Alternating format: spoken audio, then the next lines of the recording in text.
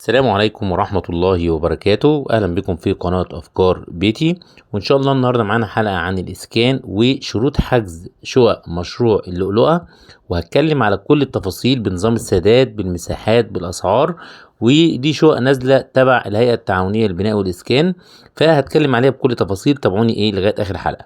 أول حاجة أماكن الشقق دي ان هي هتطرح 361 وحدة سكنية في مواقع لؤلؤة القاهرة الجديدة وبدر ولؤلؤة اكتوبر ولؤلؤة العاشر من رمضان. دي الاماكن اللي هي بتاعت اللي هتطرح فيها الشقق. طب مساحات الشقق بتبدأ من 95 متر مربع حتى 155، بس بتكون شاملة الجراج مش الشقة كلها، بتسهيلات بتصل إلى 7 سنوات، ما عدا العاشر من رمضان دي هتبقى التسهيلات بتصل إلى 10 سنوات.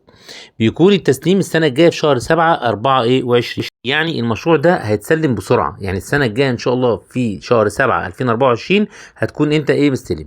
مشيرا بقى، يعني لو أنت سددت وخدت الشقة دي بالكاش ممكن تاخدها بتسددها كاش، بيتم خصم 20% من تمن الوحدة، وما بتخشش قرعة، لأن مشروع اللؤلؤة ده نظام قرعة علنية، وهتكلم عليها برضو في الحلقة. تابعوني لأن أنا هوصل حاجة بالتفصيل، بس هاخد واحدة واحدة. تمام. طيب مواعيد التقديم، بتحصل على كراسة الشروط عشان تعرف بقى النظام المالي والمواصفات والشروط. بس الكراسة دي ب 300 جنيه، بيتم اعتبارا من يوم الاثنين 12، طبعا من يوم الاثنين اللي فات، ويوم الثلاث حتى 27 يونيو يعني في شهر 6.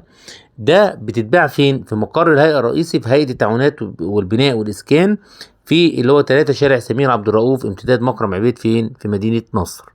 يعني حاليا في الشهر ده هو طرح الكراسة في الفترة اللي أنا قلتها من 12 حتى 27 يونيو في مقر الهيئة في مدينة نصر في امتداد مكرم عبيد. طيب اشتريت الكراسة، هقدم امتى وإيه مواعيد التقديم؟ مواعيد التقديم بيتم الحجز وتقديم الطلبات للوحدات السكنية المطروحة في لؤلؤة القاهرة الجديدة. كل مدينة أو يعني مدينة القاهرة الجديدة هتبقى من 4 إلى 13 7، ولؤلؤة بدر من 17 ل 26/7، ولؤلؤة أكتوبر من 31/7 حتى 10 أغسطس، ولؤلؤة العاشر من 14 إلى 24/8/2023. طبعا كل يعني كل مدينة ليها المواعيد اللي أنا قلتها لحضراتكم وظهر امامكم في الشاشه دلوقتي. تمام. يبقى كل مدينه عشان ما يبقاش فيه تكدس، ما يبقاش فيه زحمه، هم مقسمينها في المواعيد دي. اللي هيقدم في لؤلؤة القاهره يبقى عارف الميعاد، اللي هيقدم في بدر يبقى عارف الميعاد، اللي هيقدم في اكتوبر يبقى عارف الميعاد اللي احنا قلناه. نظام التخصيص بيبقى بيتم اجراء قرعه، هيبقى فيه قرعه علنيه للناس المقدمه لتخصيص الوحده المطروحه. فيوم لؤلؤة اكتوبر او قصدي لؤلؤة القاهرة الجديدة هيبقى يوم الاحد 3/9، ولؤلؤة بدر هيبقى يوم 6/9 او 6 سبتمبر، ولؤلؤة اكتوبر هتبقى يوم 11 سبتمبر، ولؤلؤة العاشر من رمضان هتبقى يوم 14 سبتمبر او 14/9. وكل مشروع في القرعة دي هتبقى الساعة 12 الظهر. فين المكان بتاعها؟ في نادي العالمين امام مقر الهيئة الرئيسي. يعني انت ما توصل عند الهيئة في نادي قدام نادي العالمين، ده هيتم فيه الساعة 12 في المواعيد اللي احنا حددناها لكل منطقة. هنشوف دلوقتي عدد الوحدات وارقام القطع والعمارات. بالنسبه لاكتوبر دي كانت عدد 12 وحده بمسطح 110 متر، وعدد 60 وحده ب 130، بيضاف اليها 25 حصه في الجراج. يعني مساحات الشقق دي الصافي بتاعها مش صافي، دي داخله فيها جزء من الجراج حوالي 25 متر في حصه الجراج. هو بيبيع لك مثلا 110 هتضيف عليها ال 25 جرش يبقى 135، وال 130 هتضيف عليها يبقى 155 وهكذا. طيب بالنسبه بقى لنموذج او وصف العمارات، ده بدروم عباره عن جراج بيساع حوالي 24 سياره، ودور ارضي بيه 4 وحدات. دي الدور الارضي هيبقى مساحته 110 متر، ويضاف اليه قلنا حصه في الجراج، وفي عدد 5 ادوار متكرره. في كل دور هيبقى 4 وحدات سكنيه. كل الادوار اللي فوق بقى هتبقى مساحتها 130 متر. برضو بنقول عشان ما يقولش ان الشقه انا قستها كذا، بيضاف اليها 25 متر حصه في الجراج، يعني كانك انت مشتري جزء من الجراج معاه. تمام. ده وصف العمارات. بالدور الارضي 110، الدور المتكرر 130 متر، وبنضيف حصه الجراج على الشقه عشان يبقى مبيعلك بحصه في الجراج. طيب تسليم الوحدات بقى بتسلم ازاي؟ هي هتبقى نصف تشطيب، مش شطبه سوبر لوكس او تاخدها على التشطيب، لا ده نص تشطيب. فباب الوحده خارجي من الخشب، والبلكونات من الالومنيوم، والحوائط عباره عن محاره ما عدا الحمام والمطبخ طبعا، وفتحات الابواب فيه حلوق خشب، واعمال الكهرباء داخل ايه اللي هي المواسير. الكهرباء قلنا مواسير وعلب بس، ووصلات المياه والصرف دي مخارج بس ليها. يبقى الوحدات بكل ده عشان يبقى الامور واضحه في مشروع اللي هو دي هتبقى نصف ايه تشطيب. خلاص، يبقى عرفنا احنا كده المواصفات، اغلبيه ايه الشروط بتاعتها دي. على فكره من كراسه الشروط انا بنقلها لكم علشان اللي لا ينطبق عليه او مناسبه ليه يقدم وما يغرمش 300 جنيه. طيب بيسلموا العمارات ايه بقى؟ بيسلموها من الحديد اللي هو الباب بتاع العماره من ايه الحديد، والواجهات تشطيب ايه كامل زي ما انت شايف. والمنطقه اديها لك ان يبقى فيها مول تجاري ومبنى اداري ومسجد ومنطقه يعني كل ده هيبقى في وسط العمارات دي فيها ايه الحاجات بتاعت كل ايه منطقه لازم بيعمل فيها الحاجات الاساسيه دي، المدارس والمسجد وبيبقى فيه منطقه خضراء مفتوحه كده ومستشفى ومول تجاري. تمام. طيب كل ده عرفناه، عايزين نعرف نظام السداد المالي والشروط الماليه بتاعه المشروع ده. ده اهم حاجه، وده اللي بتهتم عشان تعرف انت عندك قدره على السداد في المقدمه والقسط وهكذا. فاول حاجه انظمه السداد، في عندنا اول نظام ثمن الوحده في حاله السداد بالكامل بعد خصم 20% من ثمن الوحده، يعني انت هتاخدها كاش. فال 135 متر مربع دي هتاخدها بمليون 188,000، وال 155 طبعا ايه كل ده قلنا فيها حصه فين في الجراج بمليون 364,000 جنيه. دي لو انت تاخدها كاش بيعمل لك الخصم اللي هو 20 ايه في المية. طب هناخدها قسط في نظام ال 40%، وحتى التعاقد والاستلام بتقعد تسدد 40% لغايه اما انت ايه تستلم. فلو انت هتسدد لمدة 5 سنوات هيبقى الجدول اللي قصادكم ده بيوضح الاقساط الربع سنوية. هناخد اخر خانة كده، لو انت على اخر لمدة 5 سنوات هتدفع 57,080، او لو انت تاخد ال 155 متر هتدفع. انا بجيب لكم الخلاصه في الخانه الاخيره اللي هو القسط الربع سنوي لمده 5 سنوات. فال 155 متر هيدفع 65,714 يعني كل 3 شهور. طيب لو انا هسدد لمدة 7 سنوات يبقى هدفع القسط الربع سنوي كام؟ 46,876 و54,000 لو المساحة بتاعتنا 155. انا بتكلم على 135 و155 ده نظام ايه القسط لو انا هسدد 40% حتى التعاقد والاستلام.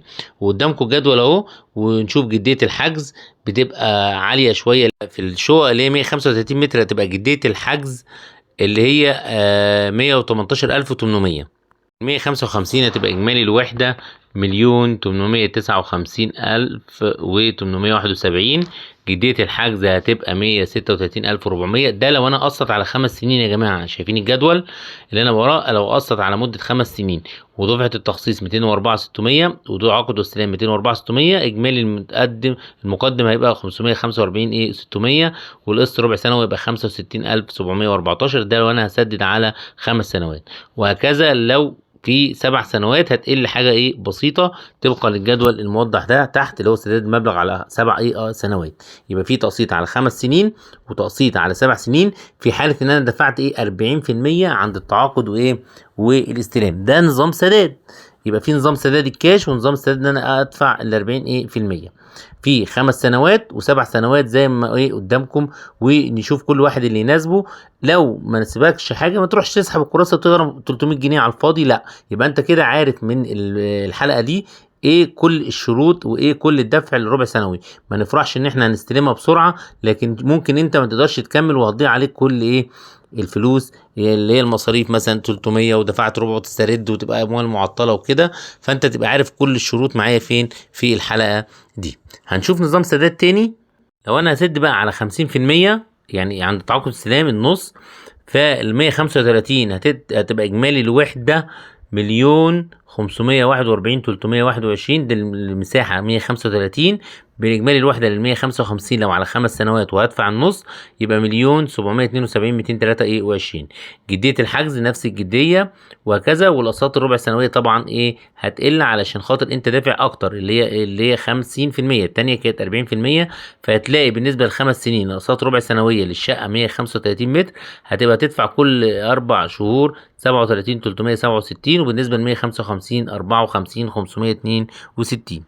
لو هسدد على 7 سنوات طبعا الربع سنوي هيقل، هتبقى ال 135 هيبقى القسط ربع سنوي 38,861، وال 155 هتبقى 44,798. دي بالنسبه للقسط ربع سنوي، عشان هو ده اللي مهم جدا ان انت تقدر تدبره ولا لا كل ربع سنوي او كل 3 شهور. برضو لو هسدد 50% وعلى 7 سنوات زي ما قلت لحضراتكم، الجداول باينه قدامكم بالارقام بجديه الحجز بالاقساط ربع سنويه، كل واحد يشوف ايه اللي يناسبه ويبقى عارف ايه اللي مدبره ويبقى عارف هو ماشي ايه على طريق صح ولا غلط. طيب الشروط الماليه، بيضاف الى ثمن الوحده 1% مصروفات اداريه، يعني في المصروفات بتاعتها بقى 1% مصروفات اداريه يتم سدادها مع المبالغ المسدده طبقا ايه زي ما احنا قلنا. بيضاف لثمن الوحده المميزه لو ادوار متكرره 1.5 من قيمه الوحده، ويضاف على بعض الوحدات ايه المميزه. مثلا ايه يعني الخلاصه، هتبقى في وحدات مميزه هيبقى فيها ده هتدفع مبالغ زياده شويه عند التخصيص. وبيتم لو في موقع في حالة وجود تميز في الموقع بتبقى فيه نسبة 1%. بيقوم العميل بأنه هو بيقدم شيكات بنكية بباقي المبالغ المستحقة على الوحدة، على أن تكون هذه الشيكات موقعة من العميل مع إحضار خطاب من البنك وفي صحة التوقيع. بيتم سداد نسبة 5% من قيمة الوحدة وديعة صيانة، يبقى وديعة صيانة 5% مع دفعة التعاقد والاستلام. كل ده نحطه في حسابنا عشان ما نفوجئش بيه. اللي هيفوز بالقرعة ان هو يستكمل اجراءات التخصيص وسداد دفعة التخصيص في خلال شهر من تاريخ اجراء القرعة، يعني بعد شهر من ما ترسي عليك، بعد كده هيعتبر التخصيص لاغي. ومش بس كده، ده هيلغي لك التخصيص ودون الحاجة لاتخاذ اي اجراءات، وبيخصم 4000 جنيه زائد 1% مصروفات ادارية، وبيتم تخصيص الوحدة لعميل اخر طبقا للاسبقيه بقوام الانتظار. عشان كده انا عملت الحلقه دي ان انت ما تخسرش فلوس اللي هي 300 ولا 4000 وال1% اللي هي مصروفات اداريه والكلام ده كله. يبقى انا الحلقه دي يا ريت ان انت تركز فيها للاخر، واي توضيح اكتب لي في التعليقات علشان تبقى انت ماشي على درايه كامله بهذا المشروع وتبقى عرفت كل تفاصيله. يا رب نكون افدناكم ووضحنا وما كناش نسينا حاجه. واللي ما اشتركش معايا في القناه يشترك عشان يوصله كل جديد، ويفعل زر الجرس علشان اوفيكم بكل حاجه جديده. وهنتابع المشروع مع بعض لغايه النهايه، زائد مشاريع التسليم الاسكان الاجتماعي بتاع الاعلان ال14 والاستعلام اللي بينزل. وشكرا والسلام عليكم ورحمه الله وبركاته.